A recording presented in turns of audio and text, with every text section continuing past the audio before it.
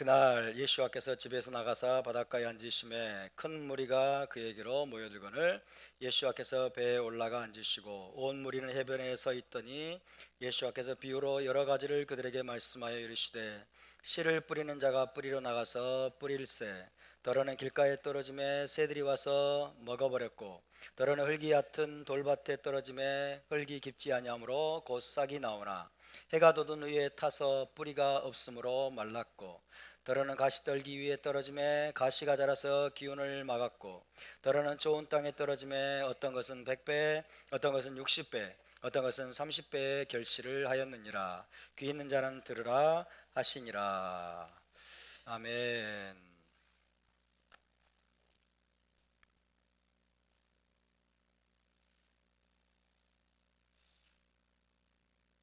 안 더우시죠? 네, 이번 주는 셜록 주간이었습니다. 민수기 네 번째, 전체적으로 37번째 파라샤 셜록 주간이었습니다. 오늘 히브리 관점 복음서 강의 168번째 시간입니다. 168강입니다. 지난주에는 마태복음에서 예수와의 세 번째 설교인 13장의 천국 비유에 대해서 살펴보기 시작했습니다. 가장 먼저 히브리 관점에서 비유가 어떤 의미가 있고 왜 유대 랍비들이 비유를 즐겨 사용했는지에 대해서 말씀을 드렸습니다. 예수와께서도 1세기에 유대인 랍비이셨습니다. 예수와는 Jewish Rabbi, 유대인 랍비이셨기 때문에 자주 비유를 사용하셔서 토라와 천국의 비밀을 가르치곤 하셨습니다. 심지어 마태복음 13장은 예수와께서 비유가 아니면 아무것도 말씀하지 아니하셨다라고 할 정도로 예수와는 비유로 말씀하시기를 좋아하셨습니다. 비유는 히브리어로 마샬이라고 했죠. 마샬 해볼까요? 마샬. 비유는 마샬이라고 하고 복수형은 뭐라고 그랬죠? 메샬림 해봅시다. 메샬림. 복수형은 메샬림입니다. 마샬, 메샬림. 마샬은 비유라는 의미만 가지고 있는 것이 아니고 잠언, 속담, 금언, 격언, 비유 등등의 의미를 가지고 있는 단어입니다. 마샬. 2세기의 랍비 메이르가 300개나 되는 여우 비유를 가지고 있다고 그랬죠. 300개나 되는 여우 비유를 가지고 있었을 정도로 고대 랍비들은 비유에 능통했던 것으로 알려져 있습니다.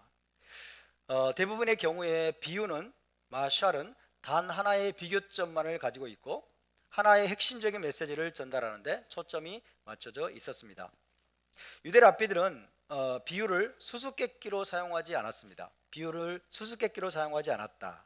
다시 말해서 그들은 핵심적인 의미를 감추거나 이해하지 못하도록 하기 위해서 비유를 사용한 것이 아니었다는 것입니다. 의미를 감추고 사람들로 하여금 이해하지 못하도록 만들기 위해서 비유를 사용한 것이 아니었다. 오히려 그 반대였다고 그랬죠. 유대 랍비들은 하늘의 비밀하고 이해하기 어려운 것을 드러내고 쉽게 이해시키도록 하기 위해서 청중에게 쉽게 다가오는 비유를 사용했던 것입니다. 예수와께서도 기본적으로는 하늘의 비밀 혹은 메시아 왕국의 비밀을 더 쉽게 이해하도록 하기 위해서 비유라는 도구를 즐겨 사용하셨습니다. 그러므로 비유라고 하는 것은 드러내기 위한 것이지 감추기 위한 것이 아닙니다. 드러내기 위한 것이지 감추기 위한 것이 아니다. 비밀을 감추려고 예수와께서 비유를 사용하셨다는 이런 오해들이 교회 가운데 전통 기독교 안에 있는데 그것은 기본적으로 잘못된 접근법입니다.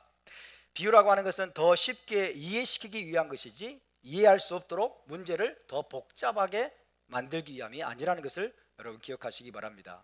이것이 예수와의 비유를 이해하기 위한 가장 기본적인 전제입니다. 그렇다고 해서 그분의 비유가 항상 이해하기 쉬운 것만은 아니었어요. 제자들조차도 나중에 비유의 의미를 설명해 달라고 한 적도 있었습니다. 그러나 그것은 예수와께서 비유를 사용하셔서 이해하기 쉬운 것을 어렵게 하거나 숨기셨기 때문이 아니었어요. 알기 쉽게 가르치기 위해서 비유를 사용하셨지만은 그럼에도 불구하고 이해하지 못하는 일은 항상 수가 있죠. 사람마다 다 이해력이 다르고 초점이 다르고 관심사가 다르기 때문에 예수와께서 쉽게 이해시키기 위해서 비유를 사용하셨지만은 그래도 이해하지 못하는 일들은 얼마든지 일어날 수 있는 일입니다. 1세기 당시에 예수와를 따랐던 많은 무리들의 경우가 그러했습니다. 많은 무리들이 예수와의 비유를 알아듣지를 못했어요. 이해를 못했습니다.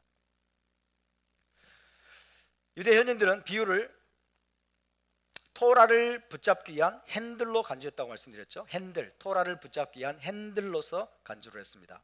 랍비 나흐만은 토라의 어려운 교훈을 아무도 지나갈 수 없는 갈대 덤불에 비유했는데, 이 비유라고 하는 도구는 그 갈대 덤불을 잘라서 길을 만드는 낫과 같다라고 말을 했습니다.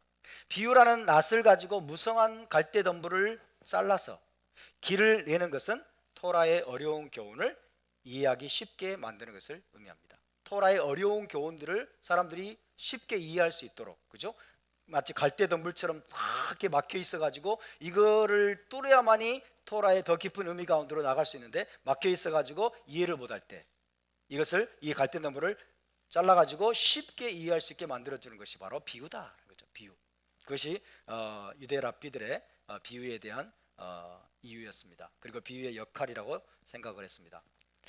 그런 식으로 유대 랍비들은 토라 말씀의 의미를 흐리거나 모호하게 하기 위해서가 아니라 명확히 하기 위해서 비유를 사용했습니다. 예수께서도 비유를 이해하기 어려운 추상적 개념을 전달하는 효과적인 수단으로 사용을 하셨다라는 것을 이해하시기 바랍니다. 특히 마태복음 13장에서 예수께서 갈릴리 바다에 띄운 배에서 무리를 향해서 비유를 베푸시는 장면, 그 장면은 시편 49편 4절의 예언을 성취한 것으로 볼 수 있다고 제가 말씀드렸습니다.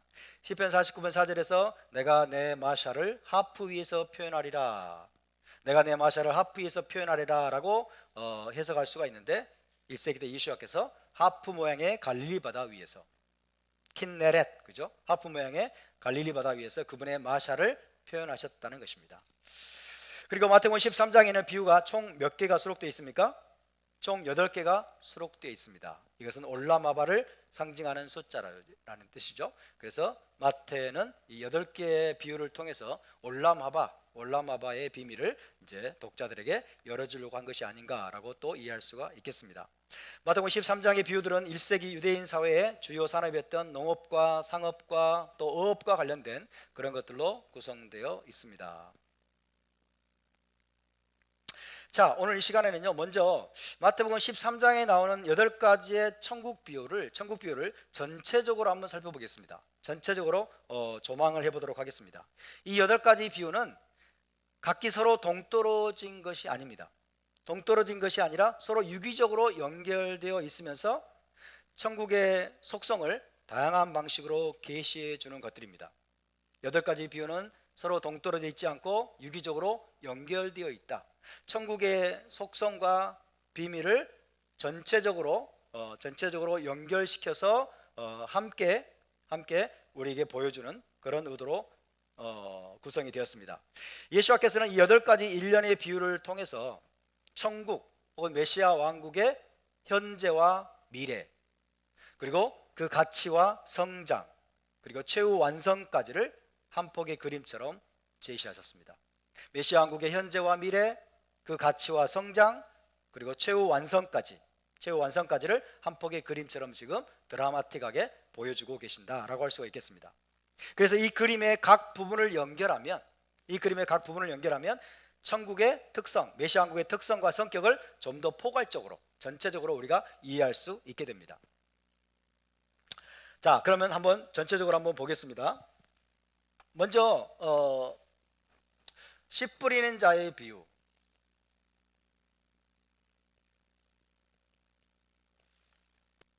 씨 뿌리는 자의 비유는 메시아 왕국이 아주 작은 씨를 뿌림으로 시작된다는 걸 보여줍니다. 메시아 왕국이 작은 씨를 뿌림으로 시작된다는 것을 보여줍니다. 메시아 왕국이, 천국이 작은 씨앗을 뿌림으로 시작되는 것임을 보여주고 있습니다. 처음에는 아주 미미한 시작인 것처럼 보입니다. 예수께서 이 땅에 오셔서 무엇을 하셨습니까? 예수께서 이 땅에 오셔서 회개하라, 천국이 가까이 왔느니라. 라고 천국 복음의 씨앗을 뿌리셨습니다. 천국 복음, 메시아 왕국 복음의 씨앗을 뿌리심으로 메시아 왕국이 시작되었습니다. 씨 뿌린 자가 씨를 뿌림으로 메시아 왕국 복음을 선포하심으로 그 씨앗을 뿌림으로 시작된다. 메시아 왕국이 그렇게 시작된다는 것을 보여주고 있죠. 그렇게 메시아 왕국의 시작은 아주 작고 미미하고 보잘것이 없어 보입니다. 뭐 굉장하고 뭔가 엄청난 능력이 기적이 일어나고 이런 것이 아닙니다. 주님께서 단순히 오셔가지고 메시아 왕국 복음의 씨앗을 뿌리셨어요. 그렇게 메시아 왕국의 시작은 아주 작고 미미하고 보잘것이 없어 보입니다. 메시아 왕국은 천국 복음의 씨앗이 뿌려진 사람들의 마음 속에서부터 조용히 서서히 은밀하게 시작된다는 것을 보여줍니다.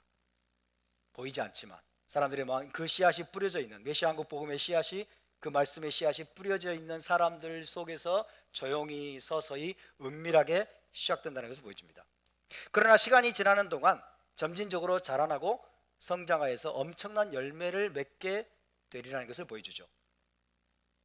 이것이 바로 메시아 왕국의 중요한 한 가지 속성입니다. 두 번째, 가라지 비유입니다. 갈 테면 가라지가 아닙니다. 썰렁하죠? 두 번째 가라지 비유는 천국 복음을 품은 메시아 공동체 내에 선과 악이 섞여 공존한다는 것을 보여줍니다. 천국 복음의 씨앗을 받았습니다. 그 씨앗을 받은 메시아 공동체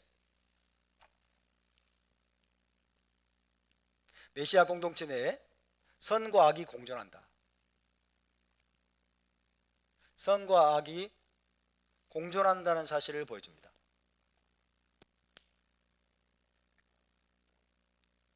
천국 복음의 씨앗이 뿌려져서 밀과 같은, 알곡과 같은 참 제자도 존재하지만 원수가 뿌려놓은 가라지도 존재한다는 사실입니다. 이 가라지는 독보리라고 합니다. 독보리. 밀과 거의 모양이 똑같다고 합니다. 독보리, 가라지도 존재한다. 그래서 육안으로는 쉽게 구별하기가 처음에는 어렵다고 합니다. 이 메시아 공동체 안에 선과 악이 공존한다는 사실, 이 사실을 우리는 또 기억해야 되겠습니다. 다시 말해서 메시아 공동체의 현재 모습은 순수한 의인들만 모여있는 상태가 아니라 이 세상이라는 밭 속에서 악인들과 함께 존재하는 상태입니다. 악인들과 함께 존재하는 상태예요. 하지만 그것은 하나님의 실수나 무능력이 아니에요. 하나님의 실수나 무능력이 아니라 의도적으로 허용하시는 겁니다. 의도적으로 허용하신다.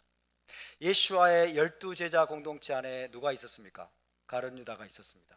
예수와께서 가룟 유다를 잘못 선택하신 것일까요? No. 예수와께서 의도적으로 허용하신 겁니다. 그죠? 예수와는 다 알고 계십니다. 메시아 공동체 안에 선과 악이 함께 공존할 수 있다는 것을 보여줍니다. 현 세상 속에서. 메시아 왕국이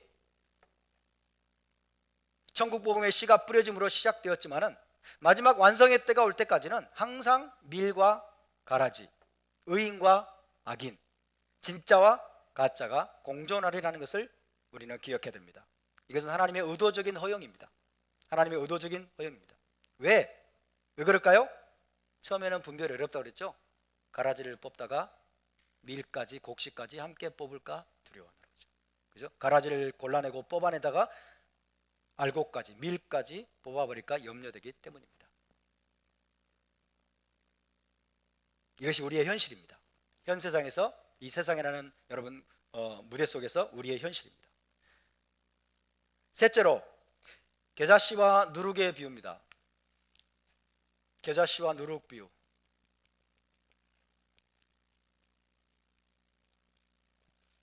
겨자씨와 누룩의 비유는 메시아 왕국이 처음에는 지극히 작고 보잘것없는 모습으로 시작되지만 시간이 지남에 따라 온 세상을 덮을 만큼 커지는 운동이 될 것을 보여줍니다. 메시아 왕국이 처음에는 지극히 작고 보잘것없는 모습으로 시작됩니다. 겨자씨 하나는 너무나 눈에도 잘 띄지 않는 거예요. 겨자씨 하나는. 예수께서 오셔가지고 회개하라 천국이 가까이 왔느니라고 씨앗을 뿌림으로 메시아 왕국이 시작이 됐죠. 겨자씨 하나 같은 그런 모습으로 작고 보잘것없는 모습으로 시작이 됩니다. 하지만 시간이 지남에 따라서 온 세상을 덮을 만큼 커지는 운동이 될 것이다. 지극히 작고 보잘것없는 시작입니다. 그러나 이것이 온 세상을 덮을 만큼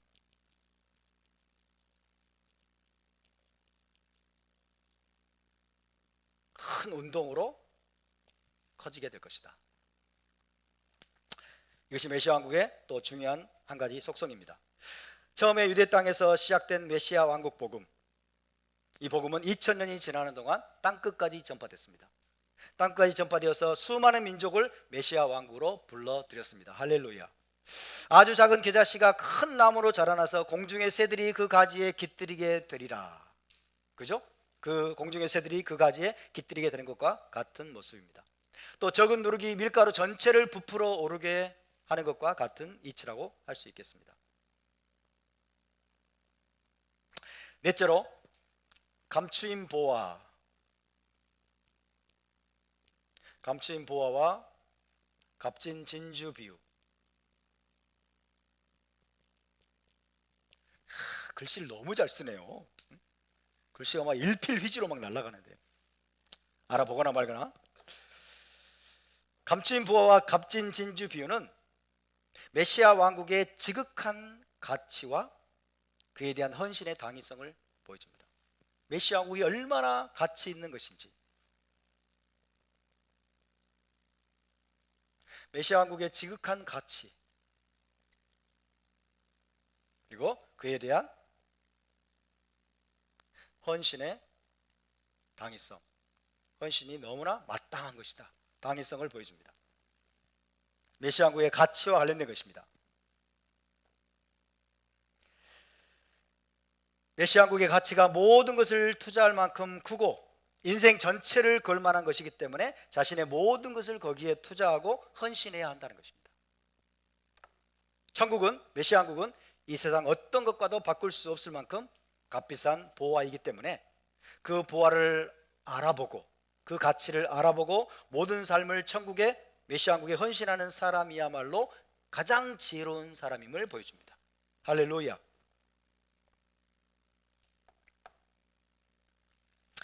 다섯째, 그물 비유입니다.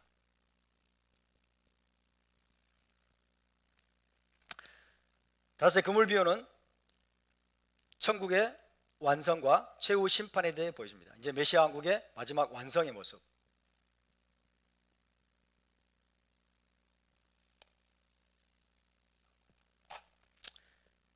마지막 심판과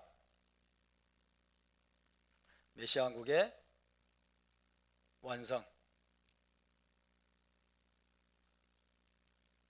완성을 보여줍니다. 작은 씨를 뿌림으로 미미한 시작으로 시작이 되어서 마지막에는 심판이 있을 것이고 완성이 메시아 왕국이 완성되리라는 것을 보여주고 있는 모습이죠. 메시아 왕국의 현재는 아주 작게 시작이 되어서 성장하고 있습니다. 그리고 믿는 자들은 현재 그 가치를 따라 살아갑니다. 하지만 그 공동체 안에는 진짜와 가짜가 섞여 있습니다. 그럼에도 불구하고 그런 혼합 상태는 영원토록 계속되지 않습니다. 그런 혼합 상태는 영원토록 계속되지 않고 마침내 종결점이 있습니다. 종말점이 있다. 끝날 때가 있다는 것입니다. 그게 바로 세상 끝날의 심판이에요. 세상 끝날의 심판이고 그 다음에 메시아 왕국이 완성되는 때입니다. 하나님은 그 마지막 날에 어떻게 하실 것이라고 말씀하고 있습니까? 마지막 날에 의인과 악인을 분리시킬 것이다. 그물 비유가 이것을 보여줍니다. 의인과 악인을 분리하실 것이라고 강조합니다. 처음에 천국의 메시지는 온 세상에 퍼져가지고 온갖 물고기를 다 불러 모읍니다. 천국 복음이 온 세상에 퍼져가지고 온갖 물고기를 다 불러 모읍니다. 이것은 복음의 보편적 초대를 의미합니다. 모든 사람을 초대하는 거예요.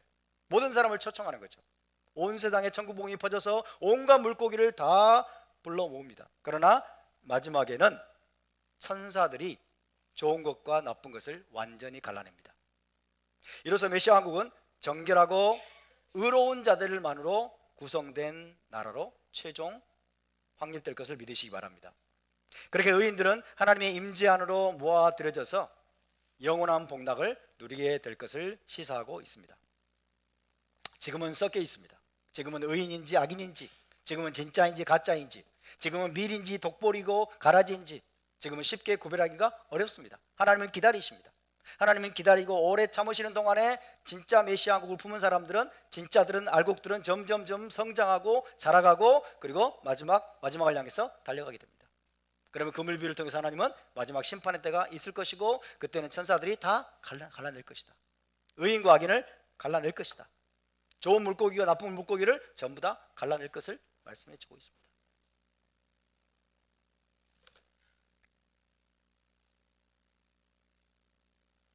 여섯 번째, 옛것과 새것을 비웁니다.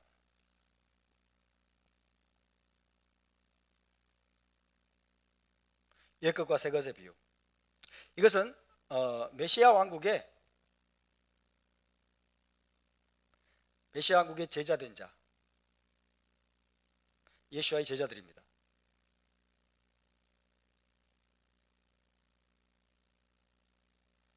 메시아 왕국의 제자된 자가 예수와께서 지금 이들을 서기관이라고 말씀하고 있어요. 서기관.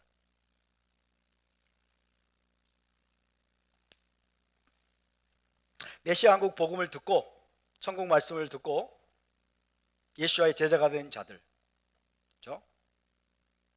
이 자들의 역할에 대해서 말씀하십니다. 천국 계시의 통합과 새것과 옛것과 새것 비유는 메시아 왕국 계시의 통합과 제자들의 역할에 대해서 말씀합니다. 여기서 예수와는요 제자들에게 이렇게 묻습니다. 이 모든 것을 깨달았느냐? 라고 물으십니다. 그러하오니이다 라고 대답을 하자 주님은 새로운 교훈을 또 주시죠. 그러면서 예수와께서는 이런 취지의 말씀을 하십니다. 그러면 너희는 토라학자이면서 내 제자가 된 사람들이니, 서기관이라는 것은 토라학자예요. 그죠? 천국의 제자가 된 자들, 메시아 왕국 복음을 듣고 예수와의 제자가 된 자들이 진짜 토라학자라는 거예요.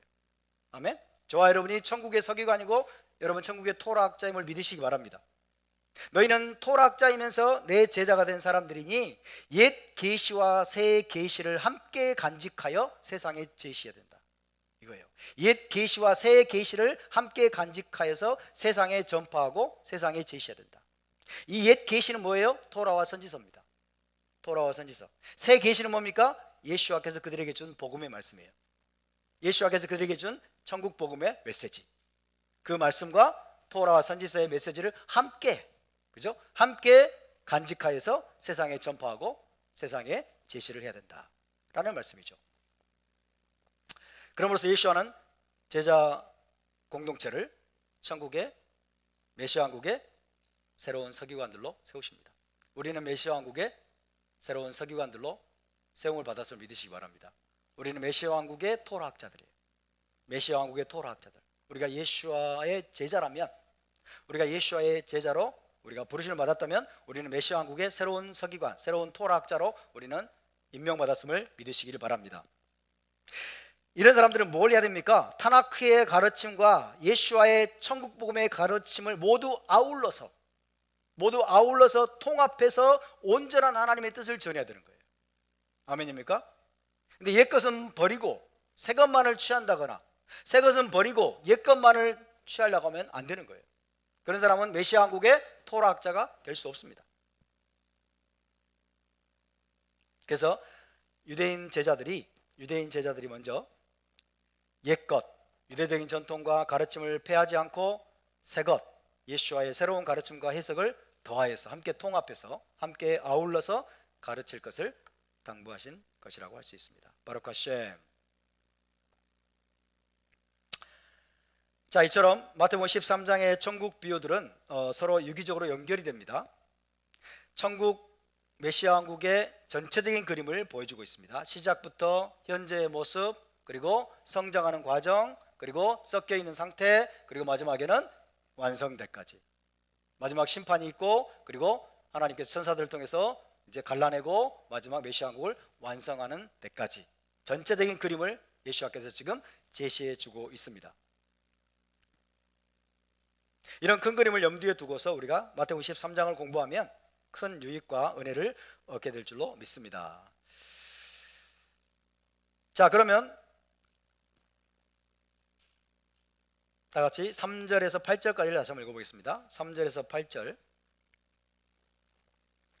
3절에서 8절 말씀 시작. 예수께서 비유로 여러 가지를 그들에게 말씀하여 이르시되 씨를 뿌리는 자가 뿌리러 나가서 뿌릴새 더러는 길가에 떨어짐에 새들이 와서 먹어버렸고 더러는 흙이 얕은 돌밭에 떨어짐에 흙이 깊지 아니하므로 곧 싹이 나오나 해가 돋은 후에 타서 뿌리가 없으므로 말랐고 더러는 가시떨기 위에 떨어짐에 가시가 자라서 기운을 막았고 더러는 좋은 땅에 떨어짐에 어떤 것은 100배 어떤 것은 60배 어떤 것은 30배의 결실을 하였느니라. 아멘.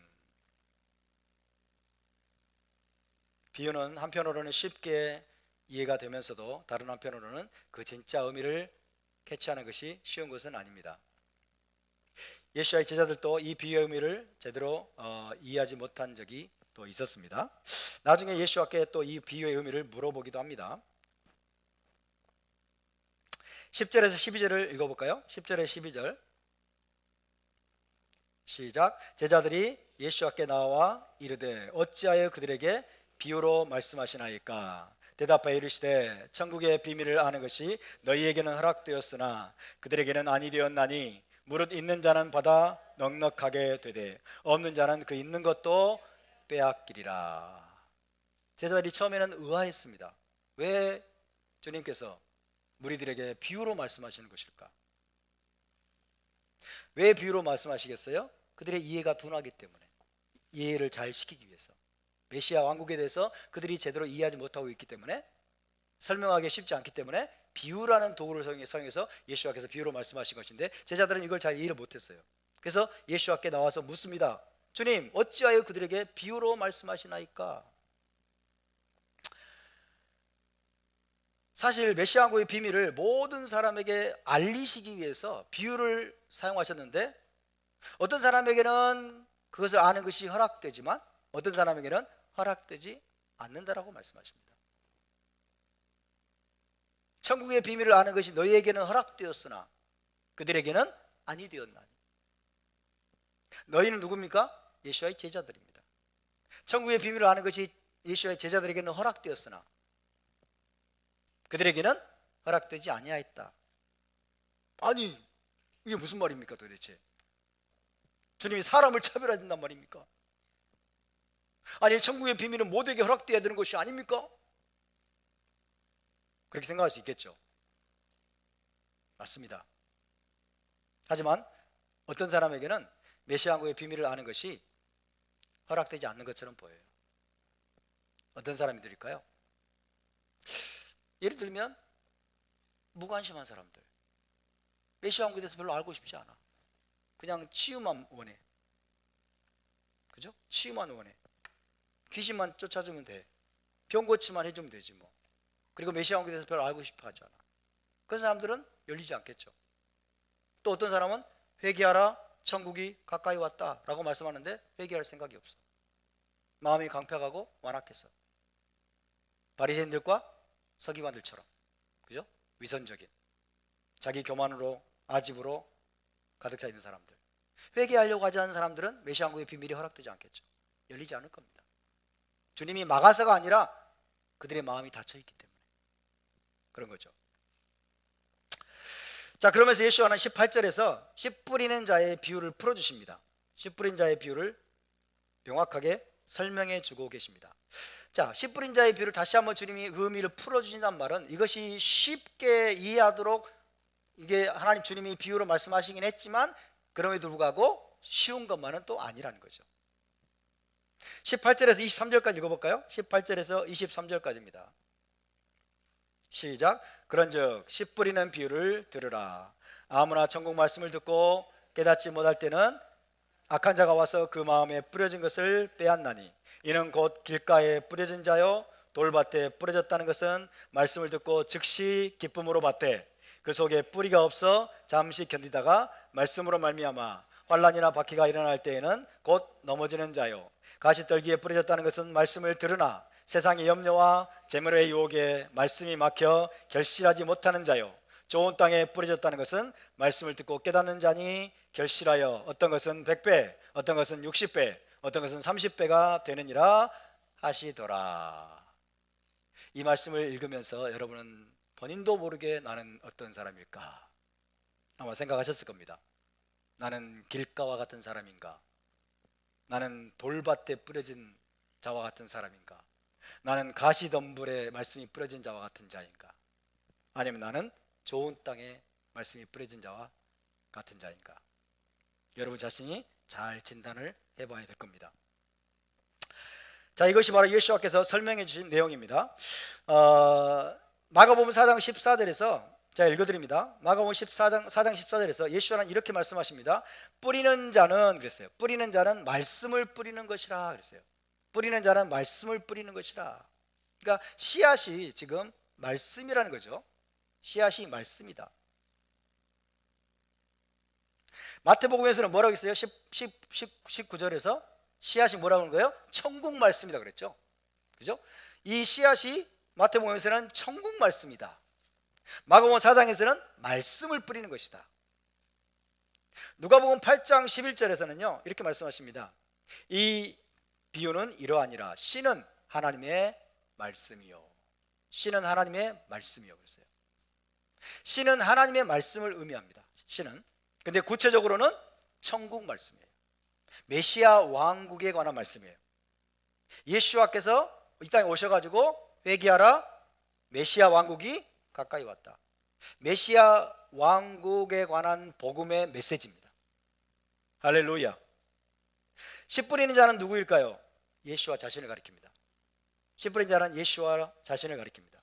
예수와께서 오셔서 전하신 메시지 회개하라 천국이 메시아 왕국이 가까이 왔느니라 라고 하는 천국 복음의 메시지를 예수와께서 뿌리셨어요.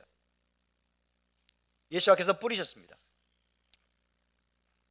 그래서 예수와께서 선포하신 하나님의 말씀 메시아 왕국 복음의 메시지가 바로 그분이 뿌리신 씨앗임을 알 수 있습니다.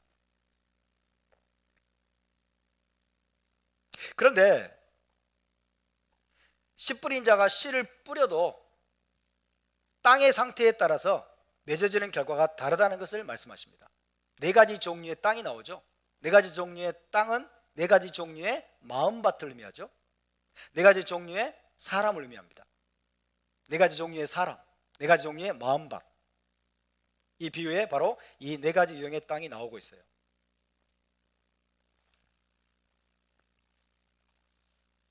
그래서 씨 뿌리는 자의 비유는 씨 뿌리는 자의 비유이기도 하지만 마음밭 비유이기도 합니다. 초점이 열매가 얼마나 맺어질 것이냐라는 것이 씨 뿌리는 자에게 달려 있어요? 아니면 다른 자에게 달려 있어요? 그죠? 네 가지 유형의 땅에 달려 있는 거죠. 그죠? 초점이. 씨 뿌리는 자에게는 별로 책임이 없어요. 중요한 것은 땅의 문제입니다. 사람이죠. 마음밭의 문제입니다. 네 가지 유형의 땅.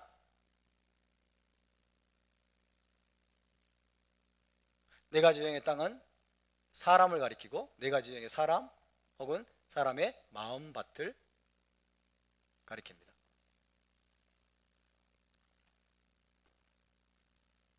첫 번째 유형부터 볼까요? 첫 번째 유형은 길가입니다. 길가.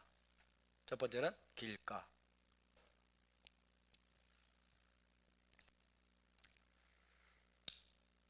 씨 뿌린 씨를 뿌렸는데 어떤 씨앗은 길가에 떨어짐에 새들이 와서 먹어버렸다 그랬어요.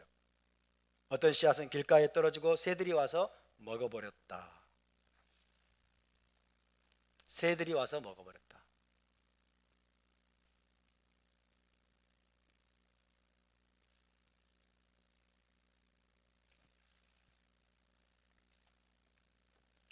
길가 유형의 땅은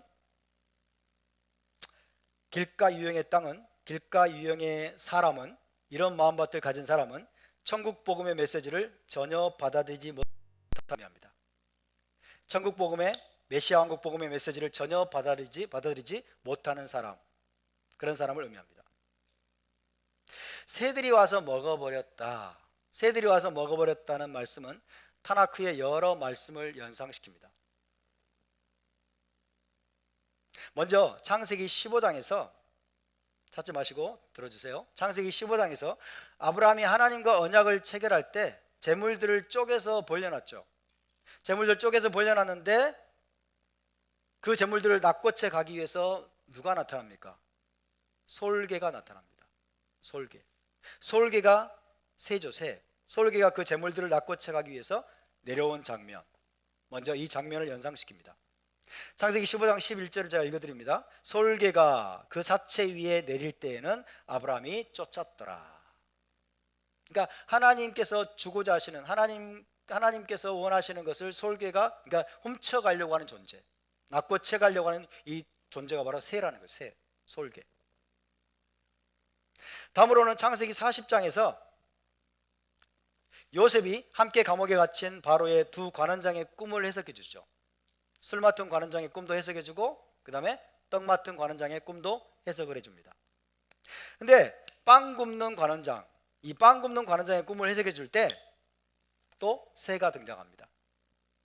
창세기 40장 16절에서 19절, 이건 한번 찾아볼까요? 40장 16절에서 19절을 찾아봅니다. 빵 굽는 관원장의 꿈을 해석해 줄 때 새가 등장하는 것을 볼 수 있습니다.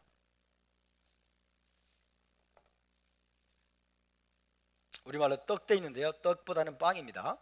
자, 40장 16절에 19절을 읽어볼까요? 시작. 빵 굽는 관원장이 그 해석이 좋은 것을 보고 요셉에게 이르되, 나도 꿈에 보니 흰 빵 세 광주리가 내 머리에 있고 맨 윗 광주리를 바로를 위하여 만든 각종 구운 음식이 있는데 새들이 내 머리에 광주리에서 그것을 먹더라.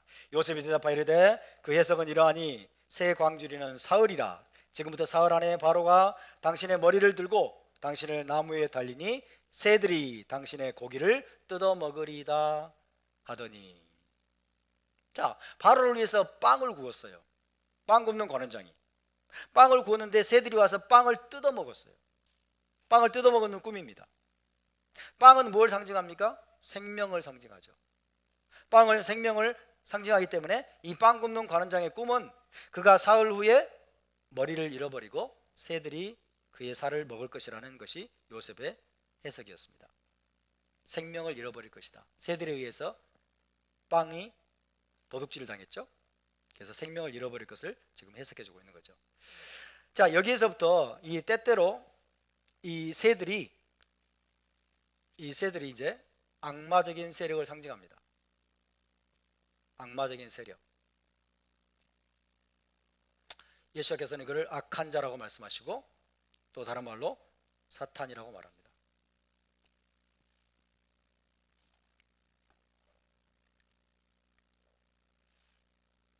새들은 악마적인 세력을 상징하게 되었습니다. 마치 검은 까마귀들이 내려와서 씨앗을 쓸어 담아 삼키려고 하는 그런 그림이 연상이 됩니다. 길가에 씨가 뿌려졌어요. 근데 검은 까마귀들이 내려와 가지고 이 씨앗을 다 먹어버리는, 이 검은 까마귀들이 바로 악한 자를 상징합니다. 악마적인 세력, 사탄이죠. 그래서 예수께서 해석해 주실 때 뭐라고 그랬어요? 악한 자가 와서 그 마음에 뿌려진 것을 빼앗나니, 악한 자가 와서 그 마음에 뿌려진 것을 빼앗나니 라고 설명해 주셨습니다. 따라서 이 비유에서 새들은 신자의 마음에 뿌려진 생명의 말씀, 천국 복음의 말씀을 빼앗아가는 악한 자, 악마적인 세력을 의미합니다.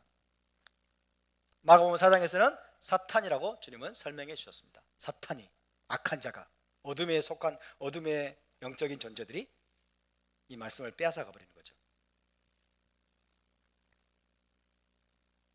그런데 하나님의 말씀이, 자, 하나님의 말씀, 일반적으로 말하면 하나님의 말씀이고 천국 복음의 말씀입니다. 이 말씀이 지금 씨로 비유되어 있죠. 씨앗이라고 지금 비유되어 있습니다. 말씀과 씨앗, 이 말씀이 왜 씨로 비유가 된 것일까요? 한번 생각해 볼 필요가 있죠. 말씀과 씨앗이 어떤 연관성이 있을까?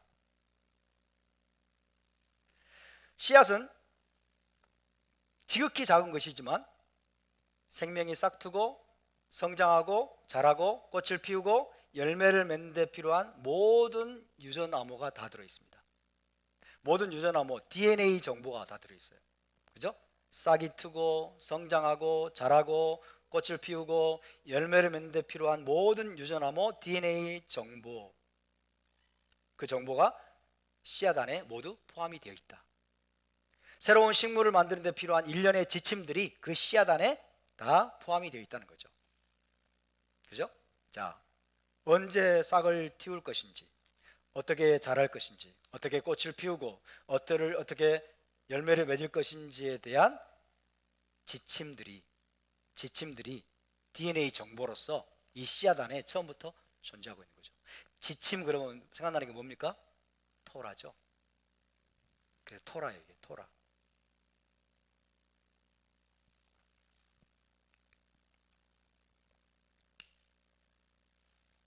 토라는 씨앗입니다.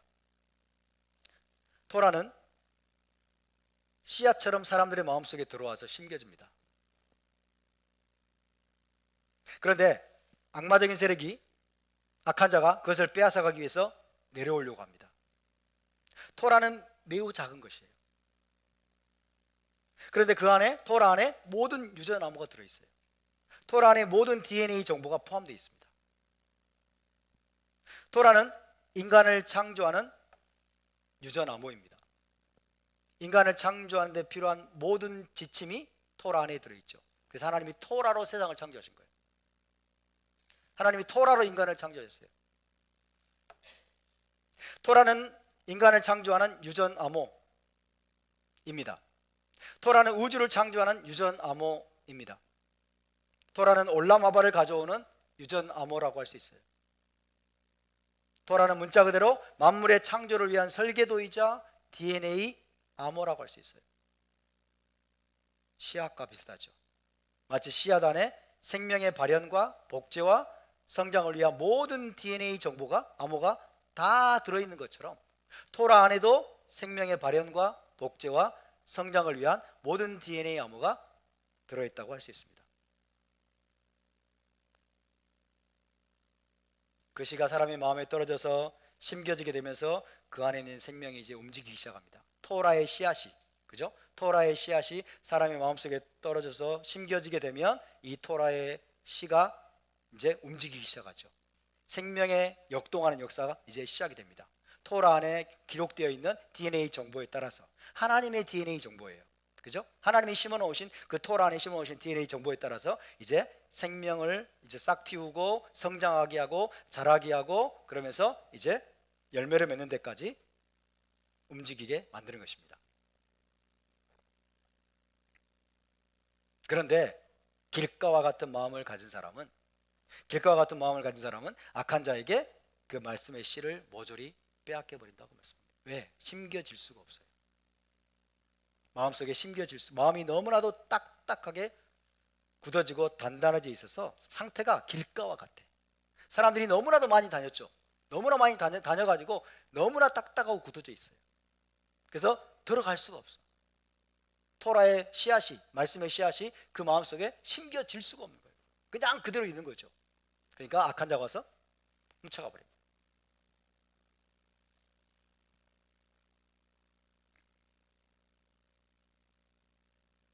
그런 사람은 회개하라, 천국이 가까이 왔느니라 라는 경고를 듣지 않고 회개하려고 하지도 않습니다. 아마도 그 길가와 같은 마음에 이 씨앗이 이게 떨어지잖아요. 그러면 상당한 시간 동안 머물리는 게 아니고 아마 떨어지는 순간 빼앗길 거예요. 그죠? 떨어지는 순간 잊어버리고, 떨어지는 순간 악한 자에게 빼앗겨버리고, 그죠? 마음속에 자리를 잡을 그런 공간이 없기 때문에. 예수께서 선포하셨습니다. 씨를 뿌리셨습니다. 회개하라, 천국이 가까이 왔느니라. 메시아 왕국이 가까이 왔으니 너희는 회개할지어다 라고 했을 때 외식하는 서기관들, 바리새인들 이런 사람들은 그 말씀을 들으려고도 하지 않았습니다. 듣기를 거부했습니다. 그런 사람들은 그 씨앗이, 그 복음 메시지의 씨앗이 그들의 마음속에 자리조차 잡을 수가 없는 거죠. 말씀을 들어도 도무지 깨닫지를 못합니다. 그런 사람에 대해서 주님은 누가복음 8장 12절에서 이렇게 말씀하십니다. 길가에 있다는 것은 말씀을 듣기는 들어요. 말씀을 들은 자니 이에 마귀가 가서 그들이 믿어서 구원을 얻지 못하게 하라고 말씀을 그 마음에서 빼앗는 것이요. 대부분의 불신자들은 바로 길가와 같은 마음이겠죠. 대부분의 불신자들은 길가와 같은 마음일 것이고, 교회 안에도 마음이 교만한 자들, 완악한 자들, 위선적인 존재들, 마음이 딱딱하게 굳어있는 존재들, 많은 사람들이 길가와 같은 그런 마음 상태에 있다고 할 수가 있겠습니다.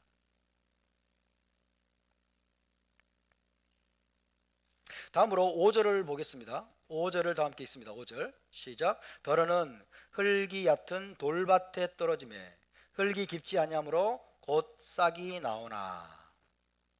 두 번째 유형의 땅은요, 흙이 얕은 돌밭입니다.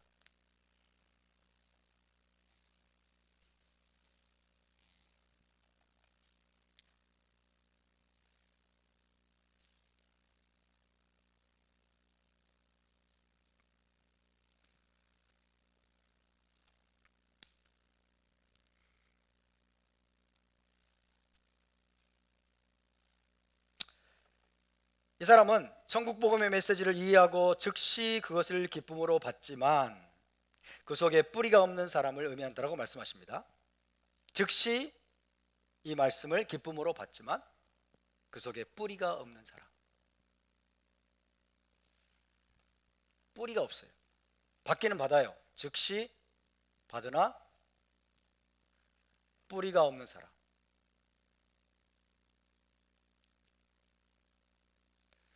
그래서 결국은 이 사람도 빼앗기게 되죠.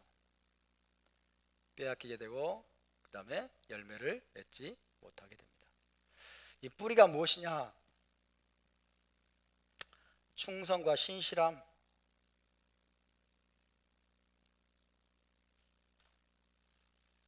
이라고 할 수 있어요. 한 가지 측면입니다.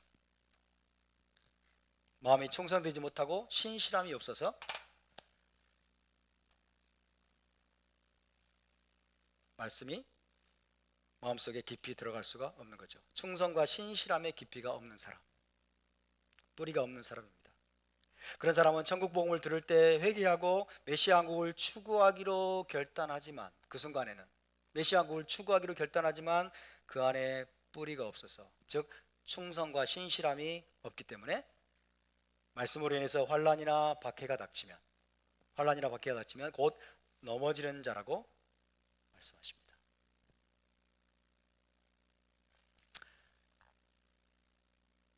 마가복음을 한번 찾아볼까요? 마가복음 4장 16절 17절 한번 찾아보고 오늘은 여기까지 말씀을 마치겠습니다. 마가복음 4장 16절 17절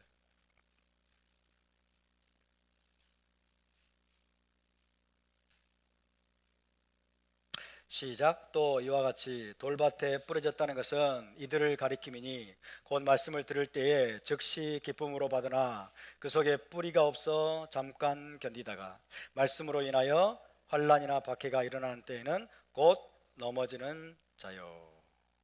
곧 넘어지는 자요. 뿌리를 우리가 다양한 방식으로 해석할 수 있지만 그 안에 충성과 신실함이 없어서 환난이 오고 박해가 닥치면 곧 넘어져 버리는 사람을 주님은 말씀하십니다. 자, 시간 관계상 오늘 여기까지 마치고 다음 주에 계속 이어서 함께 나누겠습니다.